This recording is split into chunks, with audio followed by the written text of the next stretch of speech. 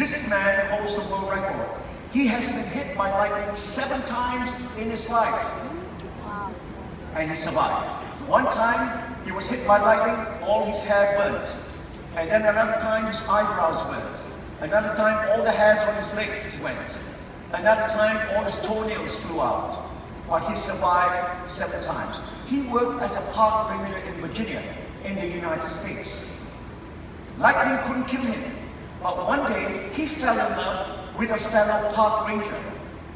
And, he was pursuing her. He was really, really head over heels in love with her. But after a while, she jilted him. She chucked him. She ended the relationship. And Roy Sullivan went into depression and into a downward spiral. And eventually, he got so depressed, he committed suicide. So what lightning couldn't do 7 times, a woman 1 time finished him off. So which goes to prove sometimes women can be more dangerous than lightning. No, I didn't mean that. Why am I telling the story of Roy Sullivan? Simply this: we don't know why lightning constantly is attracted to him. We know the principles and the physics of lightning. We know how lightning happens. We know that it's an electrostatic, highly charged cloud. And then it's looking for the negative charge of the earth.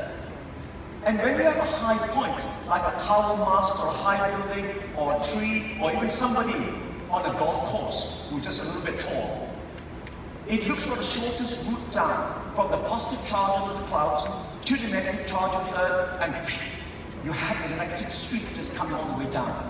We understand the principles of lightning well. Why lightning seeks the highest point on the surface of the planet.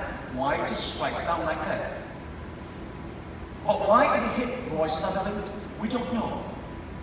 But I would tell you this: while we understand the principles by which lightning is attracted to tall structures, I want to premise my first point about brokenness.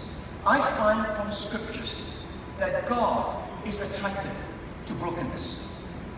That's the first thing I want to say about brokenness. Brokenness attracts God. Just like lightning is attracted to a tall structure. If you like, the spiritual physics of our lives is such that when there's brokenness in our life, it attracts God.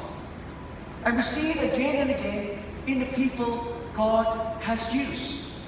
And the reason for that is, in brokenness, there is no ego. And when there is no ego, there's a lot of room and space for God. Because it is no longer about the me life, the my life, but the His life. And His glory and His life. And that's why brokenness attracts God.